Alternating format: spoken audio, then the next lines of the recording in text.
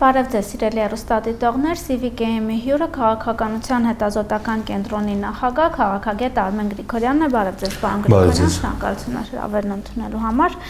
Ռուսաստանի արտգործ նախարարի այցին Հայաստան հաջորդեցին մի քանի իրադարձությունների մասին անոնսավորումներ եվրոպական ուղղությամբ։ Մեր արտաքին քաղաքականության վարչապետը մասնավորապես նշեց, որ եվրոպական քաղաքական համայնքի 8-րդ գագաթնաժողովը տեղի ունենալու Հայաստանում 26 թվականին Մեր հարցազրույցի պահին Հայաստանում ընթանում է Երևանյան երկխոսությունը, նաև հետաքրքիր էսպիսի մի միջոցառում եւ Ֆրանսիայի արտգործ նախարարն է Հայաստան գալիս։ Իհարկե առանձին կանդրադառնանք, կուզեի հարցնել ձեր կարծիքը Հայաստանի այս քաղաքականության հետ կապված ինչպես եք գնահատում։ Երևանյան երկխոսությունը արդեն ավանդական դարձու ձևաչափ է, ինչը դրական է եւ բավական մեծ պրեստիժ է ունենում տարբեր երկրներում նման միջոցառումներ անցկացնելը եւ այդ առումով գուցե վաղուց էր հասունացել այդ անհրաժեշտությունը, որ Հայաստանն էլ նման մի բան ունենար եւ այժմ արդեն դա շարունակական բնույթ է կրում, ինչը լավ է բովանդակությունը տեսնենք հետևենք այս երկու օրը տեսնենք ինչ ելնում չնայած որոշ բաներ կարելի է արձանագրել, որ պոտենցիալ խնդրահարույց Եվրամիության անդամների հետ աշխատանքին էլ նույնպես ուշադրություն է դարձվել այդ միջոցառման նաև Հունգարիայի արտգործ նախարարի, չնայած դրանք ինչ առումով գուցե խնդրահարույց, Հունգարիայի հետ աշնանը հավանաբար արդեն այդ դեսպանատների փոխանակումը կլինի, բայց այնուամենայնիվ նա այն Ադրբեջանի եւ Թուրքիայի գործընկերն է եւ շատ հարցերում Եվրամիության անդամների մեծամասնությունից տարբերվող դիրքորոշում ունի եւ այդ եթե Ամերիկան նորություն է այդ տրանզակցիոնիստական քաղաքականությունը, Հունգարիայում բավական երկար ժամանակ է արդեն եւ ինչ որ ռիսկերի կառավարման առումով եւ այդ հարաբերությունները մեզ անհրաժեշտ մակարդակով զարգացնելու համար պետք է թերևս ու նույն քիչ թե շատ նույն բնույթի քաղաքականություն սկսել է Սլովակիան վարել եւ այդտեղ սակայն ավելի վստահելի հարաբերություններ կան արդեն տարիներ շարունակ, չնայած նաև Ադրբեջանի որոշ զինատեսակների վաճառքին եւ այսպես գործընկերության տարբեր մակարդակներ արդեն ավելի խորը բնույթ են կրում այնուամենայնիվ, քան Հունգարիայի հետ, բայց ամեն դեպքում Իդեպ Հունգարիայի հետ մեր հարաբերությունները շատ էին քննադատվում, որ այս իշխանությունները որոշեցին քայլ առաջ անել, մենք տարիներ շարունակ Հունգարիային արդարացիորեն մեղադրում ենք Սաֆարովի արտահանձնման հետ կապված, բայց փաստորեն կարծում եք, որ ավելի ճիշտ է աշխատել է եւ փորձել ավելի այսպես դինամիկ երկխոսության միջոցով, նաեւ աշխատելու միջոցով հարաբերություններ հարթել, քան թշնամացած քաղաքականություն վարել։ Իհարկե հաշվի առնելով, որ Եվրամիության անդամները նաև վետո իրավունք ունեն, այսպես չի կարելի ինչ-որ մեկին նեղացած կեցված կընդունել, ասեն մենք ձեզ չենք ընդունում, դուք լավը չեք կամ սպասենք ձեզ մոտ ուրիշ իշխանություն, եթե հաստատվի նոր, տեսնենք ինչ ենք անում։ Դա ամբողջ բլոկի հետ հարաբերությունները չի կարելի այդպիսի վտանգի ենթարկել, իսկ նրանք տարիներ շարունակ այդ պարզ էր, որ պաշտոնապես ներողություն չէին խնդրելու, բայց փոքր տնտեսական ինչ-որ գործընկերություն, մշակութային, կրթական, համեմատաբար փոքր ծավալի նախագծերով այդպես առաջ գնալու քաղաքականություն է հետապնդում եւ իրենց կողմից չէր այդ դիվանագիտական հարաբերությունների սառեցումը իրենք միշտ պատրաստ էին վերականգնել, այդ քայլը մեր կողմից եղավ, հիմա դա բավական պրագմատիկ դիրքորոշում է։ Պարոն Գրիգորյան, դուք կարծում եք Հայաստանի այս իշխանությունները գոնե փորձեր անում են բալանսավորված քաղաքականություն վարելու, մենք հարցի սկզբում նշեցի հյուրընկալեցինք Լավրովին, բայց անմիջապես հետո Հայաստան է գալիս նաև Ֆրանսիայի արտգործ նախարարը, մի երկիր, որը իրապես դաշնակցային դիրքորոշում ունի Հայաստանի հանդեպ եւ բավականին դժվար պահերին Հայաստանի կողքին է լինում։ Այսպիսի միջոցառումների հյուրընկալումը, որը չնայած առաջացնում է Ռուսաստանի խանդը, բայց Հայաստանն ամեն դեպքում գնում է այս ուղղությամբ, դուք ինչպես եք դիտարկում այս քաղաքականությունը։ Դե միջոցառում անցկացնելու առումով Ռուսաստանի խանդը ընդհանրապես հասկանալի չէ, անտեղի է եւ այդ այլ կերպ քան այդ գաղութատիրական մոտեցում ինչ որ հնարավոր չի երևի նույնիսկ մեկնաբանել։ Ինչ վերաբերում բալանսավորմանը, որոշ քայլեր արվում են, բայց դեռ ոչ բոլոր ոլորտներում դա պիտի հավապարփակ լինի եւ այն դեպքում երբ տասնամյակներ շարունակ այսպիսի դիսբալանս կար մի ուղղությամբ բոլոր առումներով, դա ուզած պիտի դրա հաշվին լինի այդ դիսբալանսը պետք է վերանա եւ ինչքան էլ ասենք որ բալանսավորելը ինչ որ մեկի հաշվին չպիտի լինի մի ուղղության հաշվին, բայց նույն մեր պաշտոնյաները երբ ասում են որ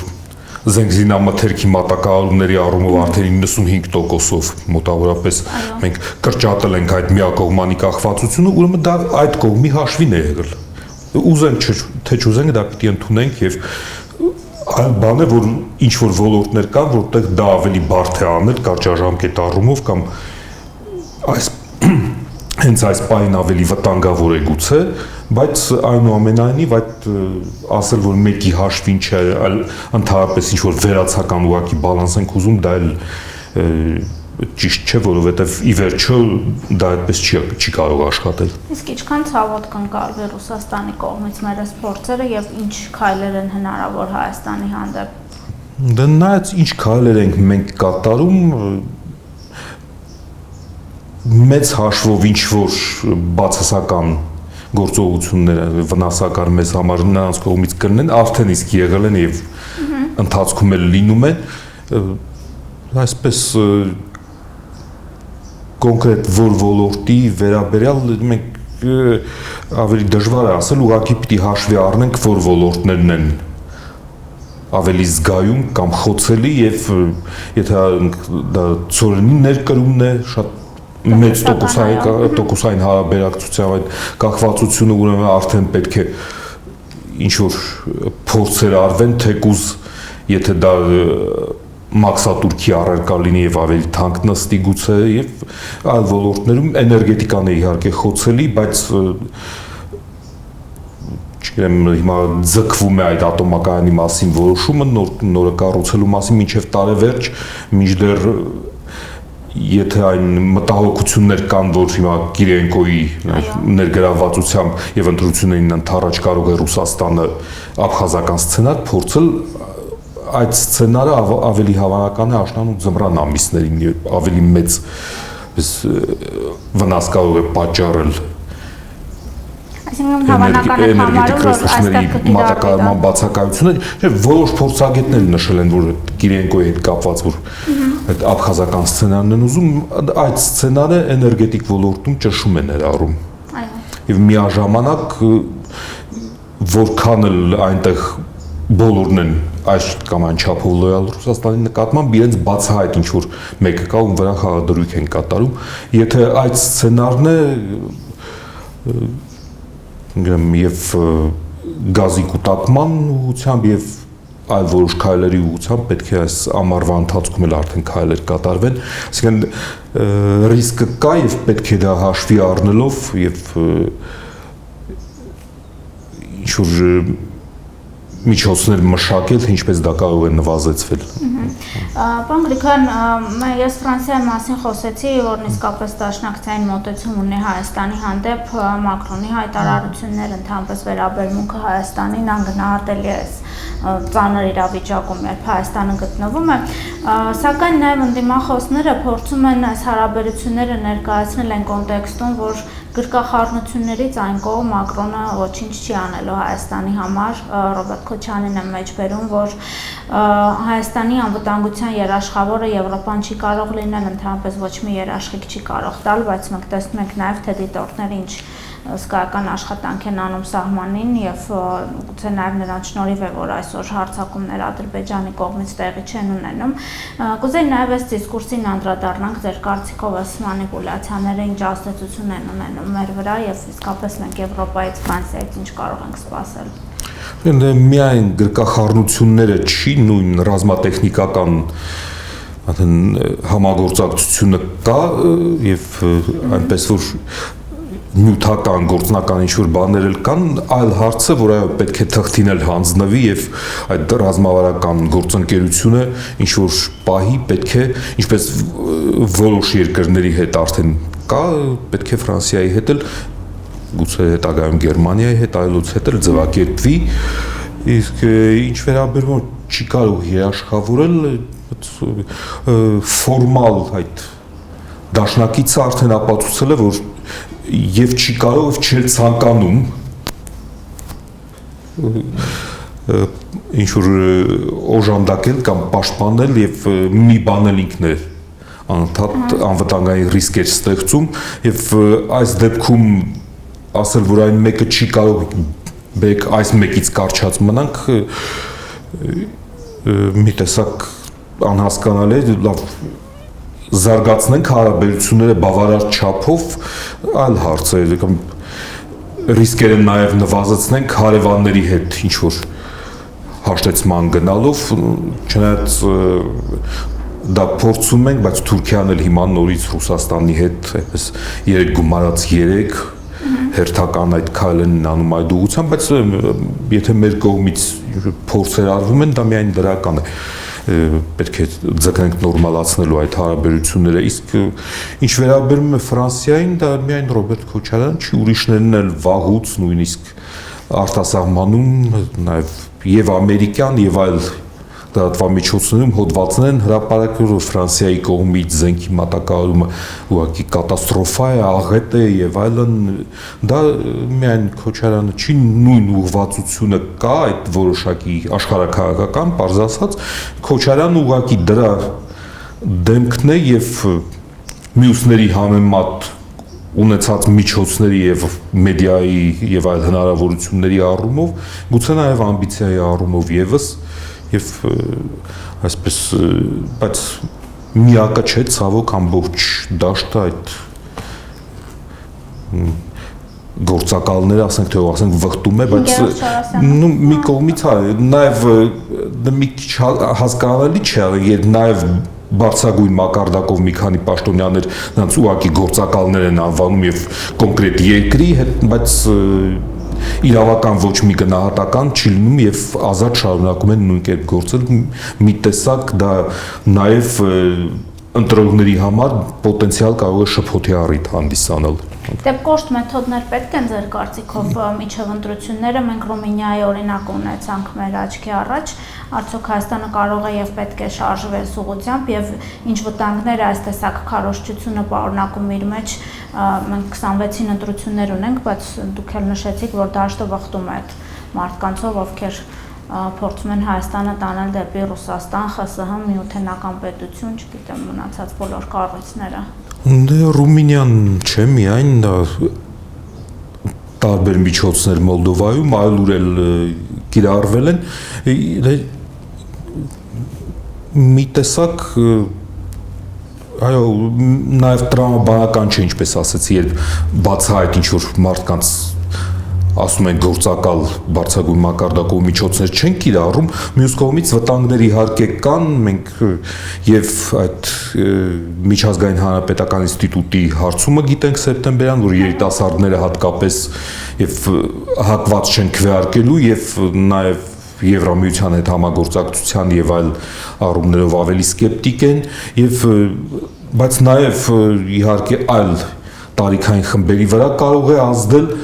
այդ տեսակի քարոզչությունը բայց դարձյալ երիտասարդները նաեւ այլ առումներով են մի քիչ ավելի խոցելի, որովհետեւ մի մասը արդեն ԽՍՀՄ-ի մասին նույն ռուսական քարոզչության ազդեցությամբ TikTok-ով եւ այլն իդեալական ինչ-որ պատկերացումներ ունեն, որ ԽՍՀՄ-ը դրական բան էր, հա լավ էր սովետի ժամանակ լավ էր, չգիտեմ, պաղպաղակներ համով 15 կոպեկ եւ այլն մի մասն էլ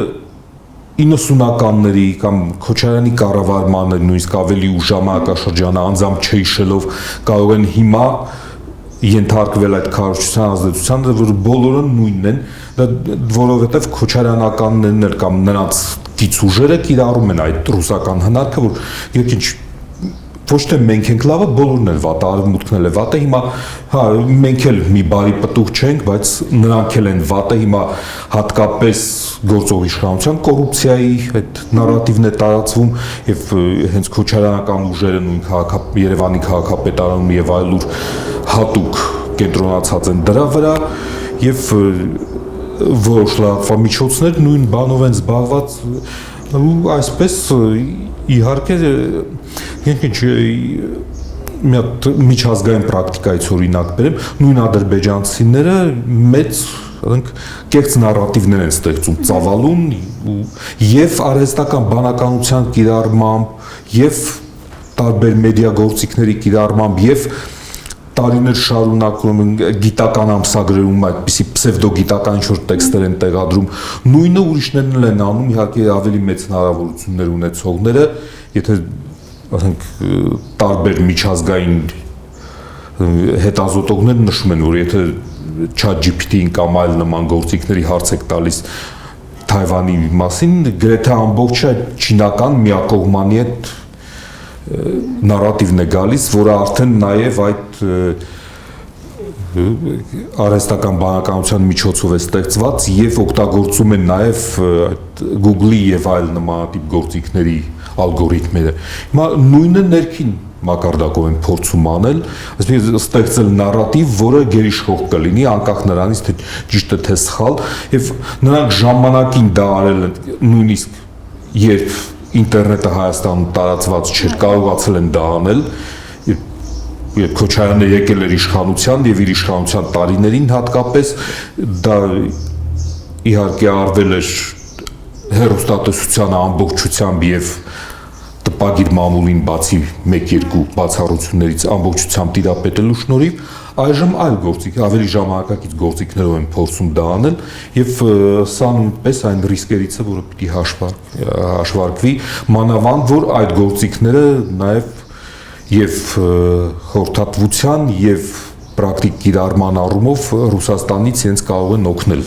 այդ գործիքների կիրառումը եւ միաժամանակ նույնը կիրառվում է նաեւ Ադրբեջանի կողմից դա իրենց հետ կարող է համաձայնեցված լինել կամ չլինել որոշ դեպքերում նույն հակաֆրանսիական քարոզչությունը Ռուսաստանի հետ լրիվ համաձայնեցված է եվրոպական դիտորդների դեմ քարոզչությունը Ռուսաստանի հետ լրիվ համաձայնեցված է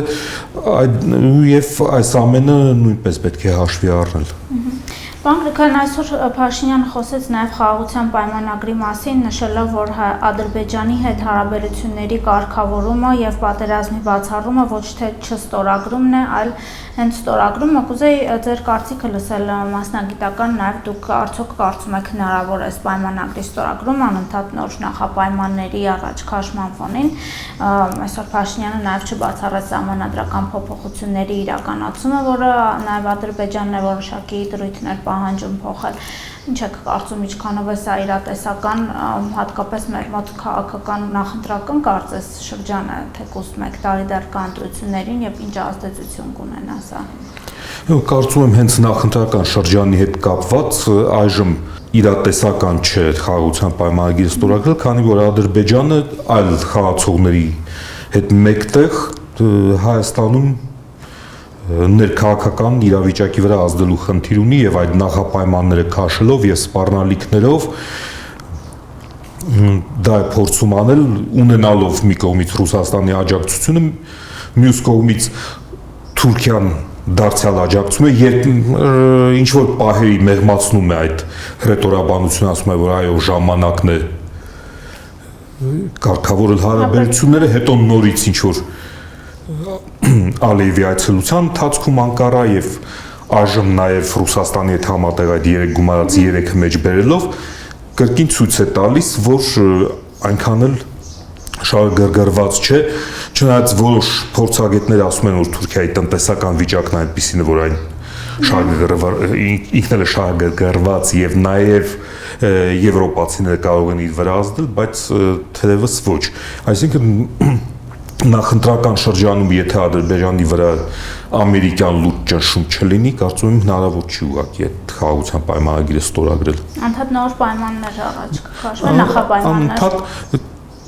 Կամ նոր նախապայմաններ կամ ասենք արդեն որորդ անգամ կասեն մեզ լավ է Զանգեզուրի միջանցքը պետք չի, հետո մի ամիս ու կես կանցնի նորից կասեն պետք է, ինչպես մի քանի անգամ արել են, եւ այդ հնարքներով իրենք կարող են երկար ժամանակ ձգել այդպես։ Հայաստանի եւ Ադրբեջանի միջև նշում է պատերազմ չի լինելու է խաղաղություն։ Մենք ունենք երաշխիքներ, որ Ադրբեջանը պատերազմական քայլերի չի գնա։ Այդ ասում են տանգոն երկուսով են ապարում, առայժմ այդ նախապայմանների հետ կապված մի փոքր հակասական են առնվազն Ադրբեջանից ստացվող այդ մեսեջները, ինչ որ գործոնների հարաբերակցությամբ կարող է այդ դիրքորոշումը փոխվել, բայց առայժմ մեր որոշ միջազգային գործընկերների ներգրավվածությունն է ինչ որ չափով երաշխավորում լայնածավալ բախման բացակայությունը, մնացած առումներով տեսնենք ինչ է լինում առաջիկա ամիսներին, բայց դարձյալ խաղաղություն է լինելու, բայց երբ է դա ֆիքսվելու, ասենք ընտրություններից հետո, երբ որոշ խաղացողների ինչ որ ազդեցության եւ ճնշման գործիքներ կարող է այլևս պետք չկան կամ օգտակար չլինեն ուղղակի, թե երբ կլինի այդ խաղաղությունը ֆորմալ առումով, նաեւ դա մնում է սպասել։ Ռուսաստանի ներգրավվածությունը կամ ազդեցությունը այս հարցում ինչպիսին կլինի, ձեր կարծիքով, մանավանդ եթե օրինակ Ռուսաստանը տեսնում է Հայաստանը այլ ուղղությամբ քայլեր է անում, եւ մենք մշտապես տարիների ընթացքում տեսել ենք, որ Հայաստանի ցանկացած այսպիսի փորձ ուղեկցվել է Ադրբեջանի ձեռքերով, ինչ որ բան Հայաստանին հասկացնելուն Ռուսաստանի կողմից, արդյոք կլինեն նաեւ այդպիսի փորձեր այս անգամ։ Հնարավոր է, չնայած տնտեսական ազդեցության գործիքները հենց Ռուսաստանի ձեռքում են, բայց դա եթե իրենք զգան, որ չի երաշխավորում իրենց նախընտրած տեխնացուների կամ ուժերի հաղթանակը ընտրություններում, կարող են Ադրբեջանին էլ ինչ-որ խաղի մեջ մտցնել, չէ, խաղից չեն էլ հանել երբեք, բայց փորձել անդադ ակտիվացնել, որպեսզի Հայաստանում արդեն իսկ իրենց շիշակի մակարդակի հեղինակությունը էլ ավելի չչեցնեն, որովհետև բացահայտ իրենք են ինչ-որ բան անում, դա այնպես էլ կարող է չնպաստել իրենց համար ինչ-որ դրական զարգացումների, տեսնենք ինչ է լինում այս առումով, բայց մյուս կողմից իհարկե ինֆորմացիոն բնագավառում բացահայտ չգործել նույնպես չեն կարող, տնտեսականում գուցե մի քայլ առաջ, մի քայլ հետ, այսպես, բայց տեղեկատվական ոլորտում միայն ուժեղացնելու են իրենց ճնշումը եւ իրենց ազդեցության փորձերը եւ մանիպուլյացիաները, կեղծիքները եւ այլն։ Ձեր կարծիքով մեծ է ցանկությունը Հայաստանի իշխանություն փոխելու Ռուսաստանի համար, ասենց կենաց մահու հարց կլինի 26-ին, որ այստեղ խորատերներ է ուղարկում, տեսնում ենք արդեն իրար հերթ չտալով նաև մեր տեղական այսպես իրենց կուրատորները այդ արություններով են հանդես գալիս, սա ինչի մասին է վկայում, կենաց մահու պայքար է դարձել արդյոք Ռուսաստանի համար իշխանություն փոխել այստեղ։ Դե եթե չհաջողվի իշխանություն փոխել, դա կարող է հետագայում այդ հնարավորությունները նվազեն իրենց համար, եթե այնուամենայնիվ բացի զենքի մատակարարումներից այլ ոլորտներում էլ շարունակվի այդ բալանսավորումը, դիվերսիֆիկացումը եւ հաջողի, հետագայում Ռուսաստանի համար ավելի բարդ կլինի, մյուս կողմից նույն Քոչարյանի եւ այլոց համար կարող է կենաց մահու պայքար լինել, նույնպես գուցե վերջին հնարավորությունը գոնե ֆորմալ ինչ-որ օրինական իշխանության գալու եւ բայց Ռուսաստանը նաև կարող է խուսափել հարաբերությունները վերջնականորեն սրելուց, եթե զգա, որ այդ բացահայտ իր կողմից հանդես եկողները կարող են դագանակ լինել այլ ուժերի գլխին, ոչ միայն իշխանության, այլև ավելի առաջադիմական կամ պրոեվրոպական կամ այլ ուժերի դուրս թողնելու, լուսանցք մղելու առումով, Եվ եթե իրենք Ռուսաստանը կարողանան հասնել այն նպատակին, որ իշխանությունը ուղղակի թուլացած լինի եւ իրենց ուզածը կատարի, այդ դեպքում գուցե այնքան էլ իրենց պետք չի, որ բացահայտ իրենց կողմնակիցները գան իշխանության, որովհետեւ դրանց որպես դագանակ պահելը միշտ էլ կարող է ավելի հարմար լինել եւ նույնիսկ նախկինում դեռևս Սերժ Սարգսյանի օրոք նրա որոշ գործողությունների դեմ ընդդիմության որոշակի հատվածների գործելավոճը հենց այդ դագանակի, ասենք դերակատարումներ մինչ այդ էլ Քոչարյանը այլ էր, բայց Տեր-Պետրոսյանի օրոք եւս դաշնակցությունը եւ այլ ուժեր հենց այդ դագանակի դերն էին կատարում եւ ոչ նպաստավոր որոշ որոշումներ հենց իրենց այդ պատերազմի ընթացքում ցույցերի եւ անկարգությունների միջոցով էր Ռուսաստանը նաեւ պարտադրվում, որը միայն ասենք ինչ որ թունդազգայնական տեղացի եւ սփյուռքահայ, ասենք շրջանակների ուզածը չէր, այլև հենց Ռուսաստանի ուզածն էր անելանելի վիճակ ստեղծելու նպատակով, որը ի վերջո բերեց հենց 90 թվականի հայտնի իրադարձություններին եւ այդ փոխզիջումային կարգավորման հնարավորությունը չեզոքացնելուն։ Մեկ տեխնացու կունենա Ռուսաստանը, ձեր կարծիքով, թե տարբեր ուժերի հետ կաշխատի։ Տարբեր որոշները չեն կարող բացահայտ ասել, որ իրենք եւս Քոչարյանի եւ Ռուսաստանի կցորդն են, հետո հաշվի առնելով, որ առնվազն 3 ֆրակցիա պիտի լինի ազգային ժողովում, մեկ բլոկով բոլորին միավորել եւ գնալ այդպես ընտրությունների իրենք չեն կարող, ինչքան էլ որոշ գործիչներ ասեն, որ եթե չգիտեմ նախկին նախագահները եւ կաթողիկոսը եւ չգիտեմ մելով միավորվեն, այսպես հաստատ կարող են իշխանության գալ, բայց նրանք դրան չեն գնա եւ դարձյալ այդ երկու ֆրակցիա թեկուզ եթե իրենք ձգտելու են որ ամենախոշորը եւ իրենք լինեն եւ իշխանության գան այնուամենայնիվ առնվազն մեկ գոնե այդ դեպքում իրենց իշխանության դեպքում ձևական ընդդիմություն պետք է ձգտեն նորից իրենք այսպես ձևավորեն Շնորհակալություն հետաքրքիր զրույցի համար։ Ես հիշեցնեմ CVKM-ի տաղավարում հյուրընկալել է քաղաքականության հետազոտական կենտրոնի նախագահ քաղաքագետ Արմեն Գրիգորյանին։ Չմոռանաք հավանել տեսանյութը եւ բաժանորդագրվել CVKM-ի YouTube-յան էջին։